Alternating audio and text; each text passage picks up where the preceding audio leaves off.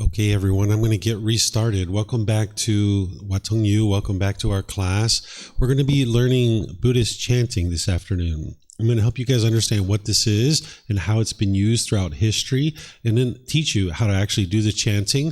And then we'll put it together with a meditation session by the end of the class today. So if you guys would like to learn this, I'll share it with you and kind of its origins first before I explain to you why I actually do chanting. During the lifetime of the Buddha, they used chanting as a way to commit the teachings to memory. So during his lifetime, everything that was taught orally. And during that time frame, that's the way that you would be able to remember the teachings, is you would recite them in your out loud and in your mind to be able to commit them to your memory. And that's how you were actually able to practice the teachings and move the mind to the enlightened mental state.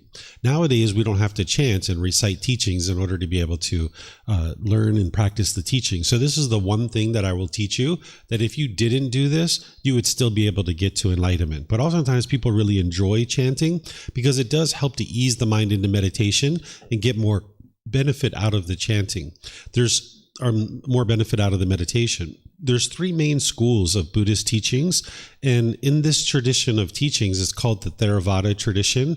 It means the teachings of the elders. And in this tradition, we all chant in the Pali language. So if you learn this chanting here, you'll be able to chant in Thailand, you'll be able to chant in Sri Lanka, Cambodia, Laos, Myanmar, southern Vietnam, and really these teachings have been spread all throughout the world. So even in your home country, there's probably temples that are from this tradition, and they all chant in the Pali language. They have a little bit of a different pronunciation in each particular region of the world, but they all are chanting from the same Pali language. So it's really nice to be able to learn the chanting because it helps to ease your mind into the meditation. And then if you go to any event, you're able to chant along with the local people, no matter where you are, if they're in this tradition. Whereas if you learn the Buddhism from China, for example, you would need to first learn how to speak Chinese, and then you could chant in those kind of places. Or if you went to Vietnam, you would need to first learn Vietnamese, and then you would learn how to be able to chant in Vietnamese. So it's very regionalized based on where you live and speaking that type of language. So those particular types of Buddhism, they're dependent on a local language, where this type of Buddhism that I'm teaching you, it's a unifying language of the Pali language that we all chant in. So it's really nice to chant in this particular language.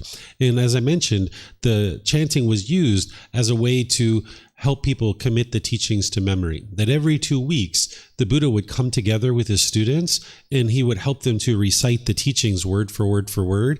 And that's how they were able to commit the teachings to memory.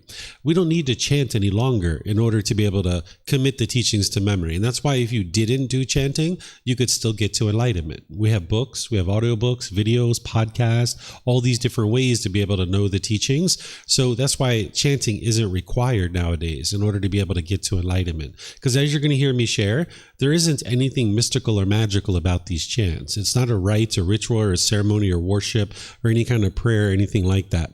What the chanting is for is the Buddha in his teachings, when he talks about meditation, he talks about setting up mindfulness in front of you before you start meditating. He talks about this in his teachings where you can see his instructions, and he's talking about doing meditation. He says, before you start meditating, set up mindfulness in front of you. You're going to learn about what mindfulness is tomorrow, but just for now, understand that it's awareness of mind, where you're building this awareness of mind. You're not interested in just plopping down into meditation, that you would like to ease the mind into meditation with some chanting.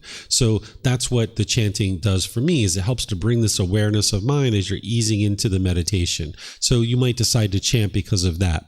It also helps you to develop this concentration and memory, because your mind is like a muscle. If you take your body to the gym and you work out in the gym with some weights, it'll get stronger and stronger. And then if somebody says, hey, can you help me move this couch or move this sofa? You can really easily help your friend move the sofa. So your mind is the same way, that if you exercise it, it will become stronger. It'll become more disciplined. So the chanting is a way to kind of exercise your mind, and it helps you to build this awareness of mind, this concentration, and this memory. It also helps you to develop awareness of the breath, because you're going to need that when you get into meditation. You're going to need to have awareness of the breath. So if prior to meditation, you can be developing awareness of mind and awareness of the breath, some concentration and memory. When you get down into your meditation, you'll actually be able to get more benefit, that you're not just plopping down into meditation. And it also helps to slow and relax and ease the mind, because oftentimes when your mind is unenlightened, your mind is like go, go, go, go, go, go, go, go, go, go, go, go, right? Your mind's like that. Go, go, go, go, go, go, go, go, go, go, go, right? So if you'd like to slow it down so that your mind isn't moving so fast, that way you can think through your decisions and you can make wiser decisions. Where when you go really fast in the world and you're just like go, go, go, go, go all the time, you're going to make a bunch of unwise decisions. You're going to make mistakes. You're going to trip and stumble over your feet. And when you make these mistakes in your life, it's going to produce unwholesome results. So if you'd like to slow your mind down and make really wise decisions, the chanting is one of the ways that's going to help you to do that. It's also an audible indication for improvement in your practice, that as you're chanting each day, each week, each month, you can hear your chanting improving. The way that I chant now isn't the way that I chanted when I first started. Of course, I've been gradually developing this practice, and now I can chant in a way that some people might think sounds pretty decent, where when I first started, there was no way that I chanted like that. It took me a long time to build up my chanting practice. So you can hear the improvement to the quality of your chanting, which is helping you to be able to see the improvement to the quality of your mind. Because if you're chanting really clearly, this can lend to seeing that the mind is quite clear and quite crisp because you're chanting really well. Then it also helps you to develop respect and gratitude for the elders and for Gautama Buddha himself. That the way that I think about these chants is they've been handed down through countless numbers of people.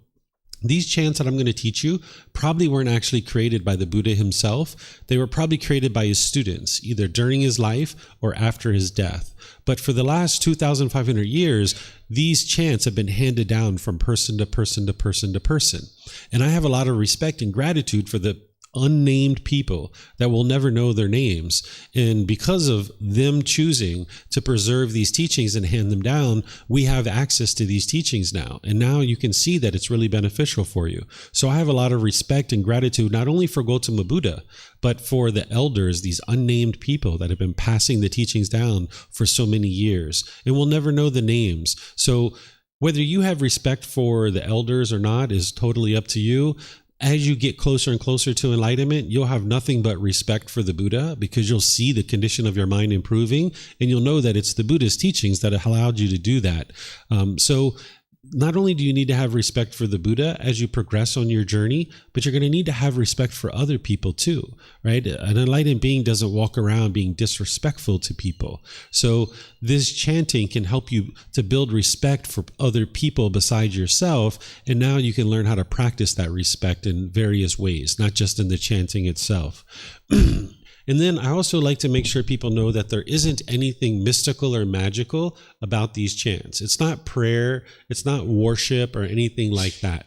It really just helps to ease the mind into meditation, and you get more benefit out of the meditation itself. So do you guys have any questions on these benefits that I'm talking about here? For those of you guys online, you can put that into Facebook, YouTube, or Zoom, or you can raise your hand in Zoom and ask any questions that you like.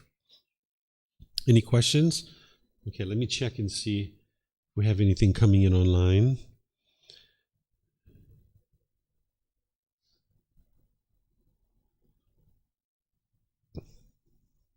Okay, I don't see anything anywhere. Okay, so what I'm going to do is I'm going to teach you guys 3 different chants. And you might decide you'd like to get the chanting sheet if you guys don't have one already. Okay, great. Some of you guys have it. It's over there on the table if you need one. I'm going to teach you 3 different chants. And what I'm going to do is I'm going to first chant it myself so that you guys can hear me chanting it. Then I'm going to chant it a second time, and I'm going to show you guys where I'm breathing during the chants. Then I'm going to do it a third time with you, and I'll be guiding you through the chant. And then we'll do it a 4th time where I won't be giving you any guidance, and we'll just all be chanting together. So I'll show you guys the way this works, okay? So here's the first time through. I'm just going to do it by myself so you guys can hear it, okay?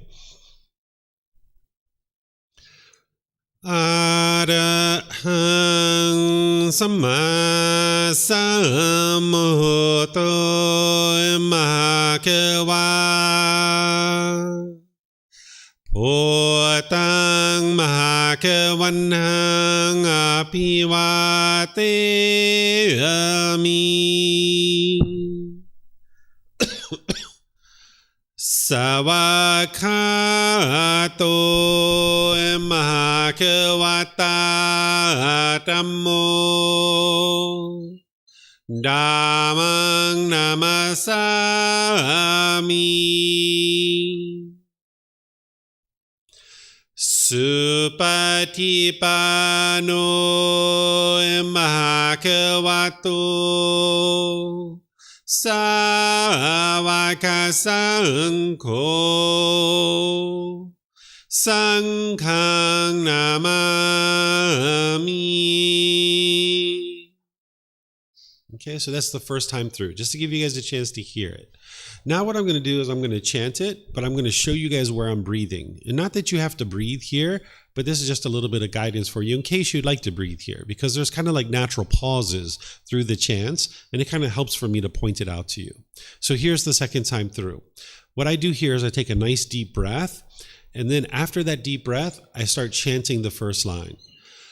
Arahang Samma Sambuddho Mahakeva.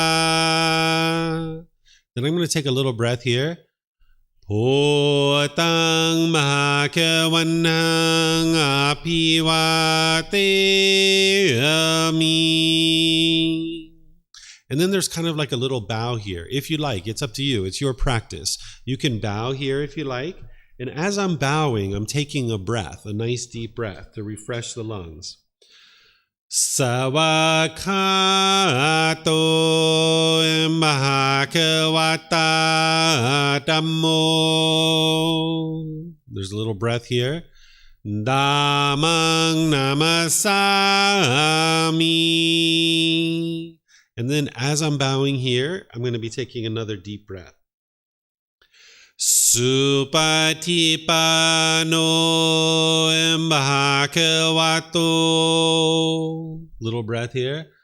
Savakasankho. Little breath here. Sanghang Namami. And then I'm going to take a nice deep breath as I'm bowing there, and I'd go off to the next chant. Okay? So this is kind of the second time through, and this is me chanting it and giving you guidance. Now, the third time through, we'll do it all together, and I'll guide you and help you guys to see where the breath is. So have fun with it. Don't feel like you have to, chant any particular way. This is your first time through, okay? So if you'd like to take a deep breath here, some people like to put their hands together in like a palm to palm. But whether you do that or not is up to you. If you have this chanting sheet, sometimes people like to do this, but it's your practice. There's not just one way to actually do this. So you decide for yourself how you would like to do the chanting, okay? So if you'd like to do the chanting, you can take a nice deep breath here, and now we all chant. Arahang Samma Sambuddho Mahakeva. Little breath here. Bhutang Mahakavanang Apivateyami. Big breath here. Sawakato Mahakevata Dhammo. Little breath here. Dhammang Namasami. Big breath here. Supatipano Mahakavato. Little breath. Savakasankho. Little breath here. Sanghang Namami.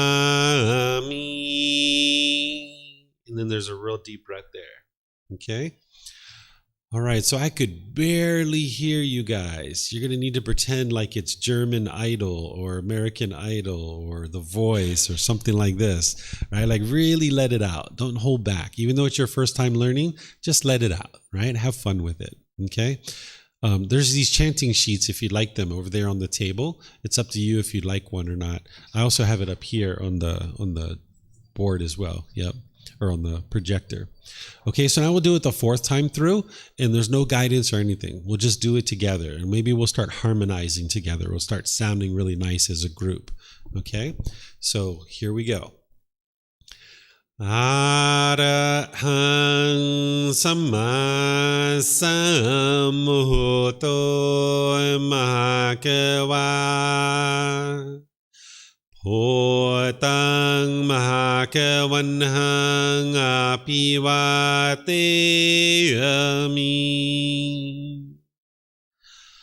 Savakato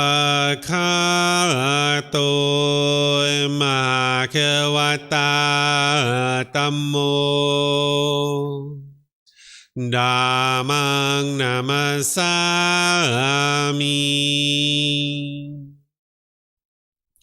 Supatipano Mahakavato Savaka Sangho Sanghang Namami. Okay, that was a little bit better. Okay, yeah, all right. If any of you guys would like to pick up a mic, you're welcome to do that too. And then it's not just me chanting on the live stream. Maybe you'll get a call from American Idol. Who knows? You know, maybe people know. All right. So this one is called the triple gem or the triple jewel. And the reason why is because whenever you see 3 in the teachings of the Buddha, it's referring to the Buddha, the teachings, and the community. These are 3 things that you need in order to get to enlightenment. You need to have confidence in the Buddha, which you may or may not have right now because of that doubt, but you need to have confidence in the Buddha. You need to have access to his teachings, and you need to be part of a community. If you just had 1 of these things or 2 of these things, you wouldn't actually be able to get to enlightenment. So if you had confidence in the Buddha, but you didn't have access to his teachings, or you weren't part of a community, you wouldn't be able to get to enlightenment. If you just had access to his teachings, but you didn't have confidence in him and you weren't part of a community, wouldn't be able to get to enlightenment. If you were just part of a community, but you didn't have confidence in the Buddha and you didn't have access to his teachings, you wouldn't be able to get to enlightenment. So you need actually all 3 of these things. So that's why each Buddhist event, we typically will start it off with these chants, where we'll start from the beginning. So if you go to Sri Lanka or Myanmar or Thailand or Cambodia or Laos or southern Vietnam or really anywhere in the world that has these teachings, they're going to start with this one if you go to a Theravada temple. Okay, so we call it the triple gem or the triple jewel. We're paying respect to the Buddha, the teachings, and the community. We're all part of the community of practitioners, and we're paying respect to that because you're going to learn from me, you're going to learn from your teacher, but you're also going to learn from each other, right? Maybe later at the end of class, you might see somebody practice some generosity. They might take out the trash or they might clean the bathroom or something. You're like, oh, wow,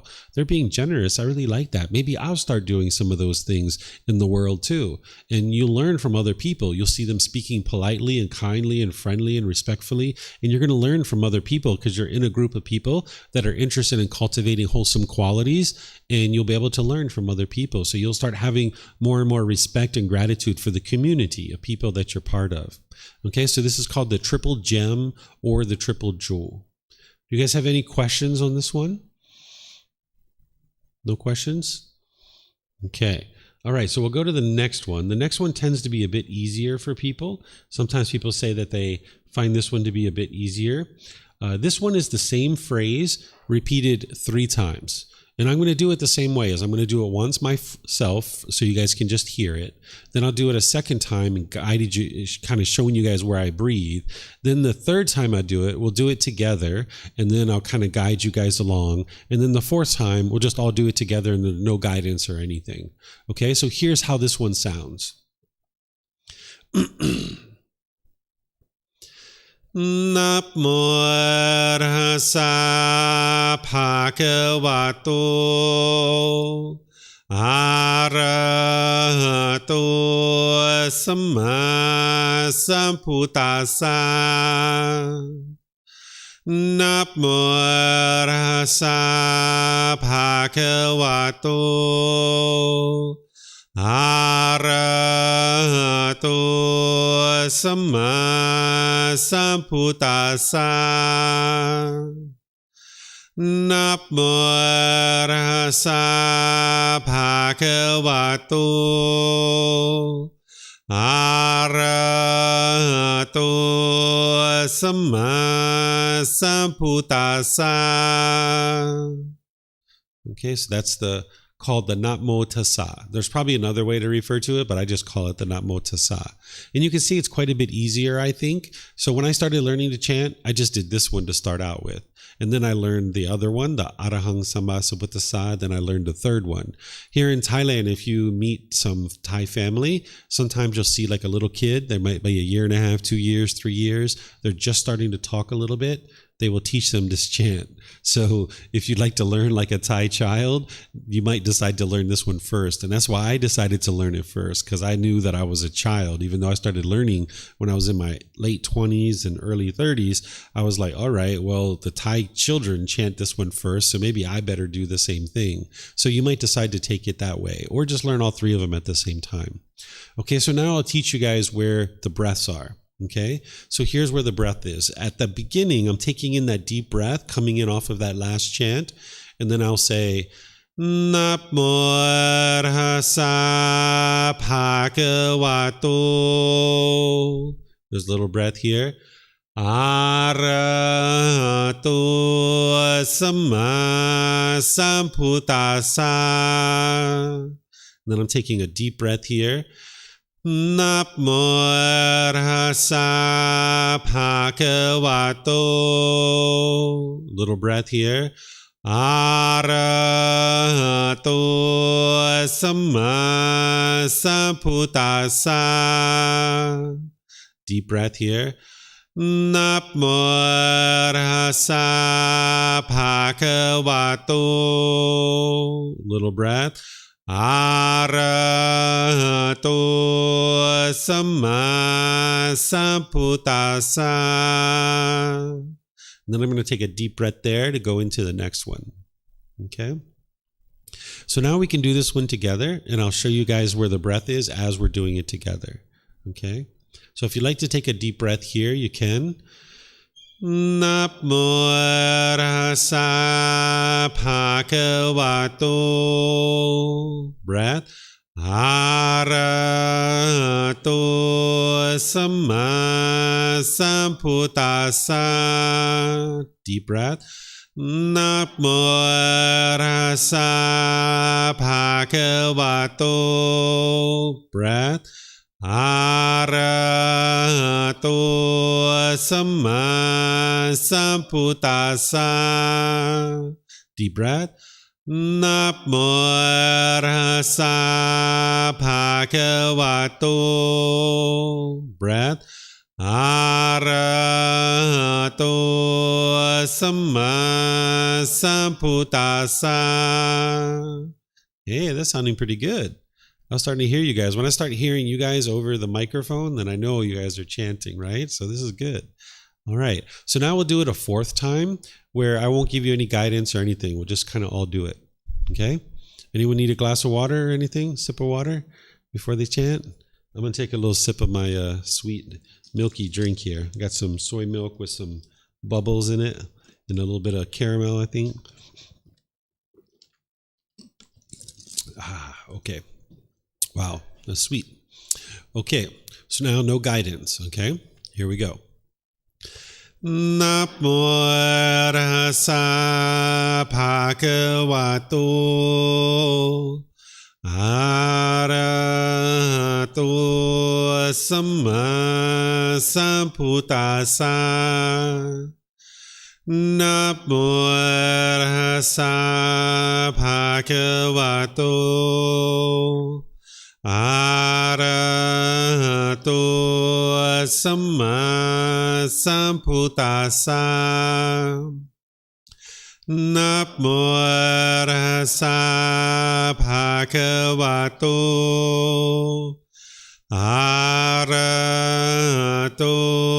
samma sambuddhassa. Hey, that sounded good. Yeah, all right. You guys hear it? They hear a little harmony going on? Yeah, it sounded good. All right. Any questions on this one? Anything you guys would like to ask? Let me check online. Let's see that you guys don't have any questions here. All right, no questions. Okay, so now we'll go to the next one. This is the ETP. So I have found this one to be more challenging, but some people are like, nah, this is the easiest one, right? Everybody's going to think differently about these chants. Not everyone's going to have the same thoughts. So you might find it to be easy. You might find it to be more challenging. It just depends. Okay, so I'm going to do it 4 times with you guys. The first time is just me going through it. So here's how it sounds. Iti piso mahakawa arahang samma sambuddho vichacharanang sammuno Sakato rokavitu anutero purisa Dhamma sati satatawa manusanang Bhutto Bhagavati. Okay, so you might actually be hearing the breaths already, right? Because there's kind of like this natural pause here, but I'll show you guys where they're at. Okay, so there's that deep breath coming in off the last chant, and now it's Iti piso emakawa. There's a little breath here. Arahang samma sambuddho.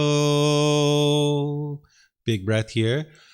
Vichacharanang sammuno. Little breath here. Sakato rokavitu. Breath here. Anutero purisa. Big breath here. Dhamma sati satatawa manusanang. Breath here. Bhutto Bhagavati.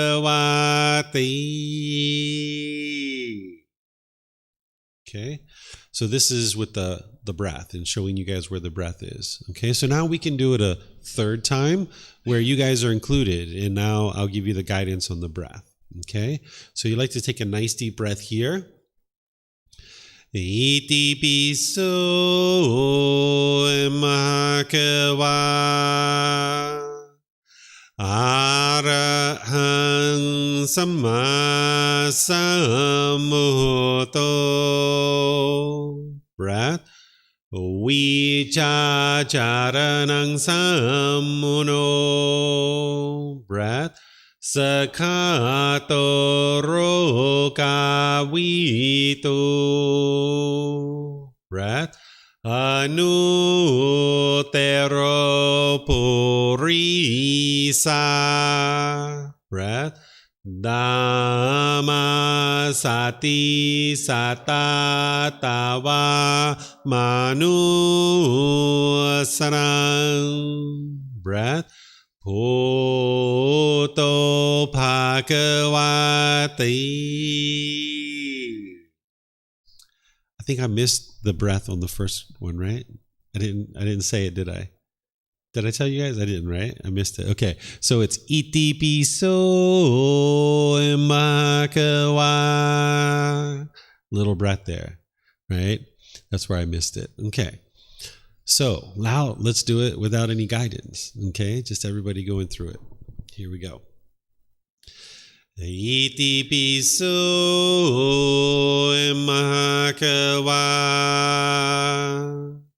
arahang samma sambuddho vicacaranang sammuno Sakhato rokavitu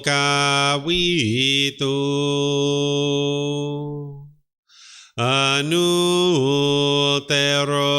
purisa Dhamma sati satatawa manusarang Bhutto Bhagavati.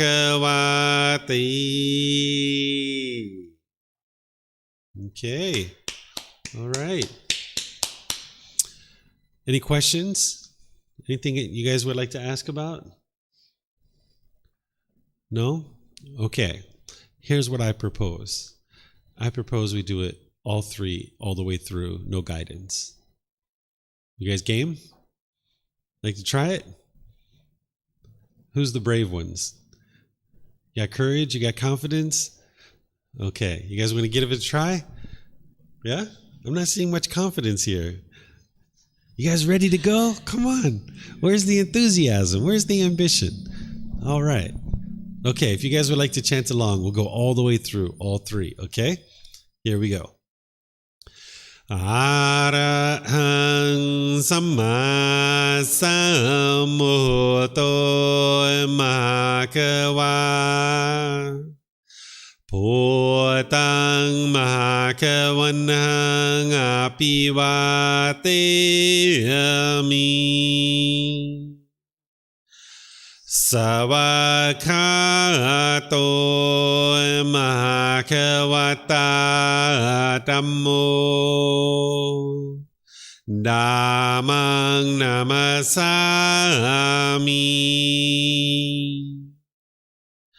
Supatipano mahakavato Savaka Sankho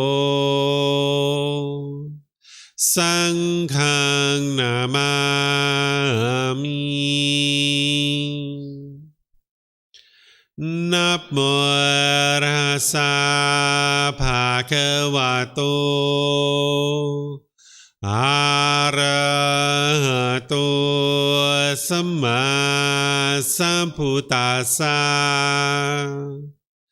Namo Rasa Bhagavato Arahato Samma Sambuddhassa Namo Rasa Bhagavato Arahato Samma Sambuddhassa Iti piso mahakawa Arahang samma sambuddho vicacaranang sammuno Sakhato rokavitu anutero purisa Dhamma sati satatawa manusarang Bhutto Bhagavati. Hey, that sounded good. Yeah, I can hear you guys. All right. Any questions on these? No questions? Yeah, there's usually not much questions on the chants. Sometimes people ask about the pronunciations a little bit, but that's usually about it. Okay. So here's my next proposal.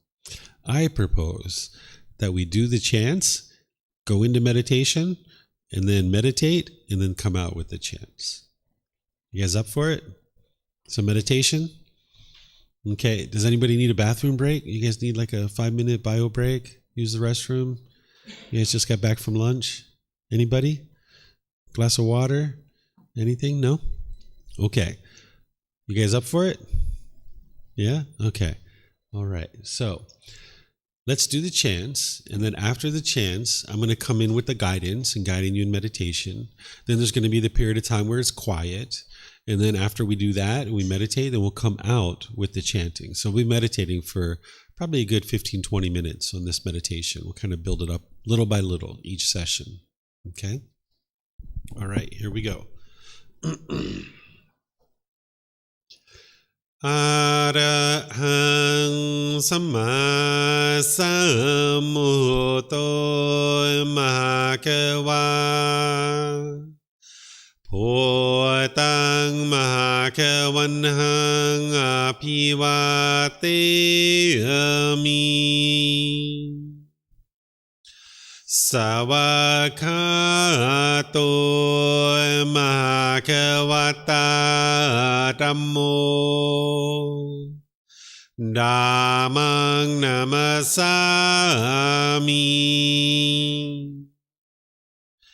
Supatipano Mahakavato Sāvaka Saṅkho Saṅghang Namami Namo Tassa Bhagavato Arahato Samma Sambuddhassa Namo Tassa Bhagavato Arahato Samma Sambuddhassa Namo Tassa Bhagavato Arahato Samma Sambuddhassa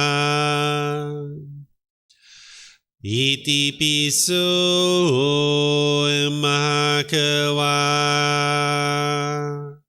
Arahang Samma Sambuddho Vicacaranang Sammuno Sakato Rokavito Anutero Purisa Dhamma Sati Satatawa Manusanang Bhoto Bhagavati.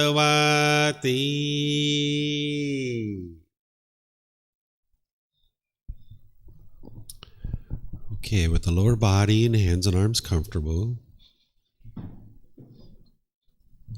and the upper body erect. Just close the eyes and start breathing in through the nose and out through the nose. Here you're just looking to establish the breath. A nice, natural, steady, consistent breath. Not forced or controlled, just a gradual inhale through the nose, experiencing the full breath. And then whenever you get ready, exhale out through the nose. Breathing in and out.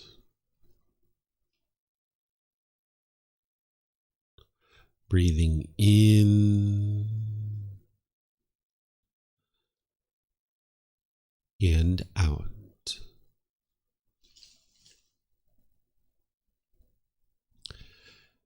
Your breath may not match up with the guidance that I'm providing, and that's okay.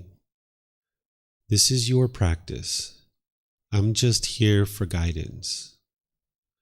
You can use this voice as a reminder that whenever you get to the next inhale, breathe in naturally through the nose, developing a nice, natural, steady, consistent breath. And then whenever you're ready, exhale out through the nose. Breathing in and out.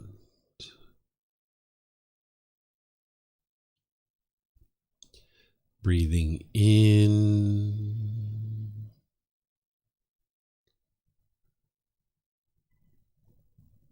and out.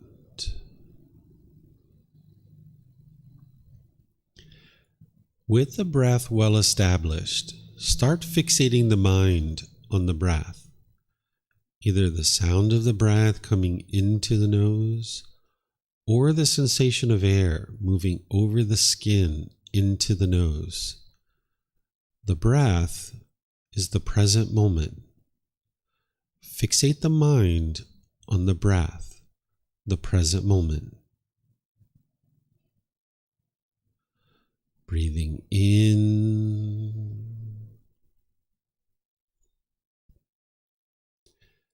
and out.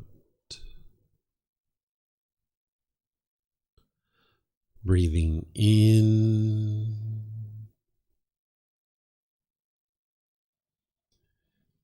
and out.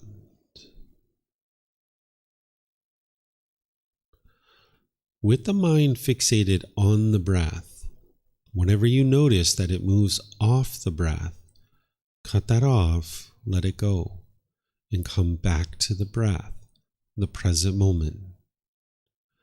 No need to observe the thought, label it, judge it, analyze it, or even try to figure out where it's coming from.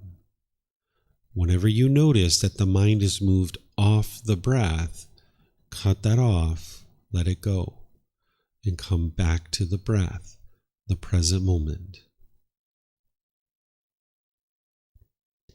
Breathing in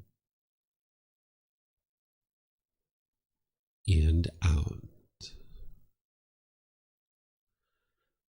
Breathing in and out.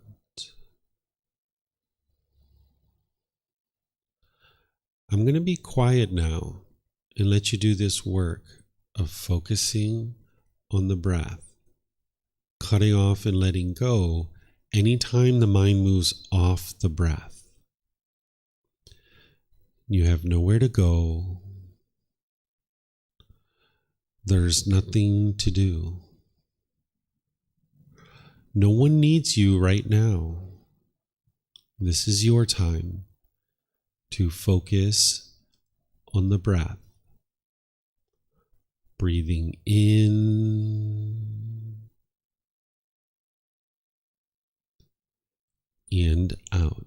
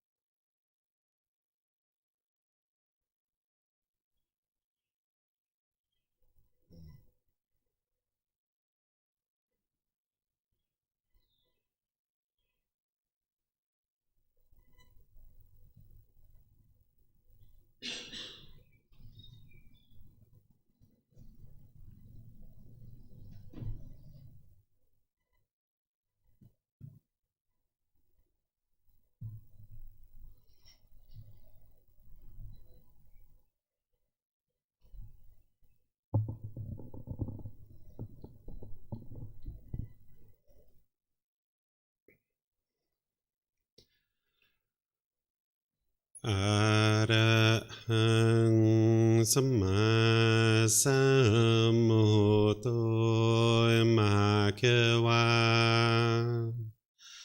พุทธังมหาเขวันหังอภิวาเทมิ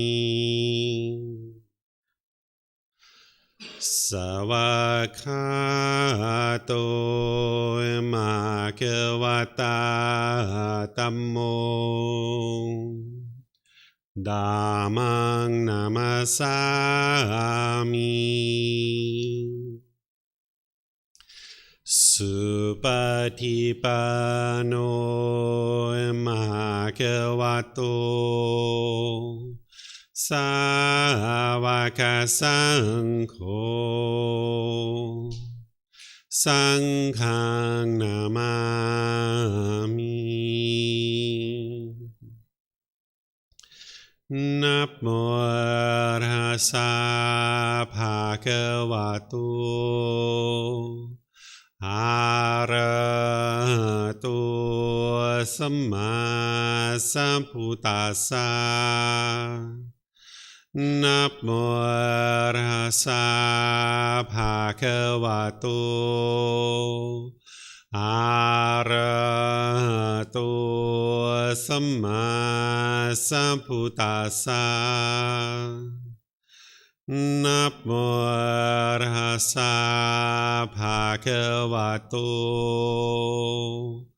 อะระหะโตสัมมาสัมพุทธัสสะ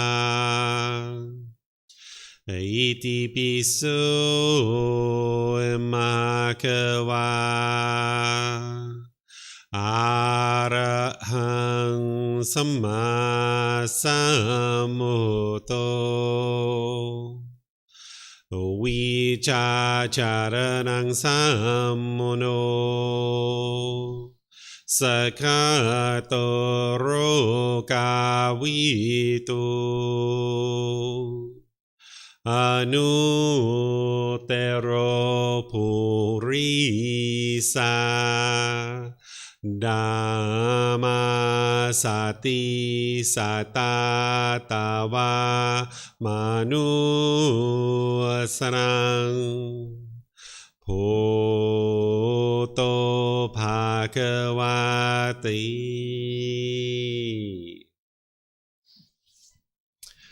Okay, afternoon meditation. Anything you guys would like to talk about? Okay, well, I'll share something with you guys about chanting. That whenever you do something for the first time, whether it's chanting or anything, what your mind's going to have a tendency to do is it's going to have a tendency to reject it. It's going to have a tendency to push it aside.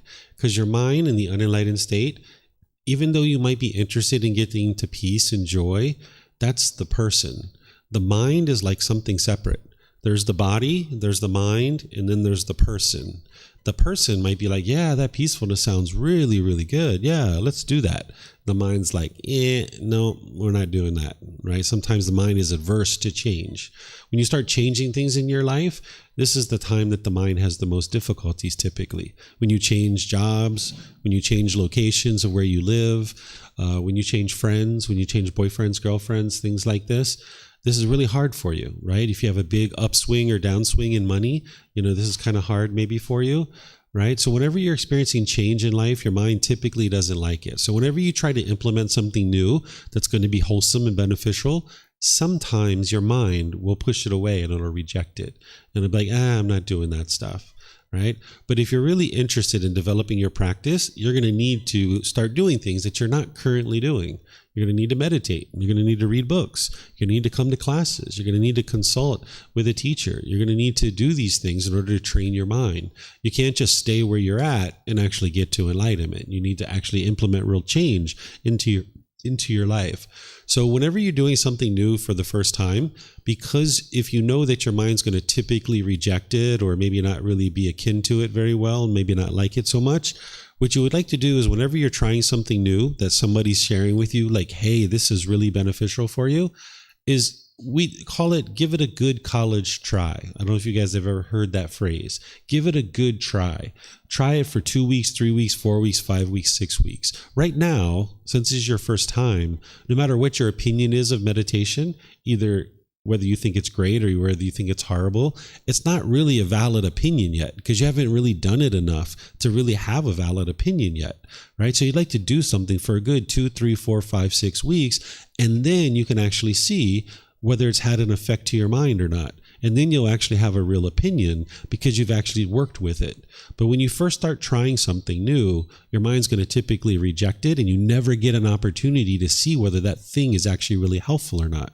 So if you've been bouncing around in your life, if you've been trying this for a little bit and then bouncing over here and trying this and bouncing over here and trying this and bouncing over here and trying this, you haven't really had an opportunity to really soak into something and give it a really good try to see how it's working. So I suggest you do these chants for a good several weeks before you make a decision of whether or not you're going to include it in your life or not. Because some people, when they chant it the first time, they think, wow, this is the best thing ever. I'm going to be doing this a lot. Right? Some people have that feeling. Some people have the thought like, this is horrible. This is miserable. I'm not going to do this ever. Right? But no matter what your thoughts are at the very beginning, there's not really a good valid thought or a very good valid opinion yet. So if you work with it for a good several weeks, and then you can really decide whether or not it's having an impact on your life or not. I can tell you the benefits that I shared, that those are what I experienced as a result of practicing chanting, but you're going to need to see for yourself because you're a different person than me, and you're going to need to be able to see. As I mentioned to you, this is the one thing that I will teach you, that if you don't do this, you would still be able to get to enlightenment. Everything else, you're going to need to be able to practice. Like when I teach you the Eightfold Path, you're going to need to know that inside and out, backwards and forwards. The 5 precepts, meditation training, all these different things that I teach, you're going to need to know those to get to enlightenment. But this is the one thing that if you did leave it out, that you could still get to enlightenment. But I don't encourage you to make that decision yet until you get to 2, 3, 4, 5, 6 weeks of chanting, and then make a decision of whether you're going to include it into your practice or not, because you got to see what kind of effect that it has for you. And you'll get a chance to practice that throughout the week, because each morning we're going to start with chanting and do meditation, and then in the afternoons as well. So you'll get a chance to practice it kind of like a week here. And since you're going to be getting used to meditating twice a day through the course, if you guys would like to meditate in the evenings, you can do that too. The Buddha meditated 3 times a day. You're going to hear me talk about that tomorrow, right? So if you guys would like to, before you get to go to sleep tonight, maybe like 30 minutes, an hour, 2 hours, however long before you go to sleep, sometime in the evening, do some meditation. This would be really helpful for you. And you'll be able to see over the course of the next few days how it really helps your mind. So you're going to get out of this course whatever you put into it, right? If you put into it some meditation during the course and afterwards, you're going to see a lot more improvement than if you don't do anything. So if you guys would like to try some chanting and meditation at home tonight, or in your hotels or wherever you're at, would be really helpful for you. And then you'll be able to get some more meditation. It's not just in the class, but you'll start to integrate the teachings into your life, that you're choosing to do some meditation outside of class too. So that's what I would encourage you guys to consider. Okay? So anything you guys would like to discuss at all before I end class? Anything? No? Okay. So we're ending a little bit early today. It's only about 2:40. So if you guys would like to take your time, do whatever you need to do and kind of wrap things up, but I'll just end by thanking all of you guys for being interested to learn the teachings of the Buddha and coming to class today. As you guys need help, I'm here to help you. We're going to start tomorrow at 9 a.m. And when we do, I'm going to start with the chanting and meditation. Then we're going to spend the whole morning on the Eightfold Path, because that's such an important teaching. This is where you're really going to start seeing the teachings come to life. Today was just kind of like a warm-up day, just to kind of give you guys a little bit of a chance to hear me talk and get used to interacting and spending time with each other, used to the space, and learning a few things here and there. But tomorrow, you're really going to be learning a lot. So have a good breakfast, have a good sleep, enjoy your evening. Whatever you do, have a great time, and we'll see you tomorrow. Okay? All right. Take care.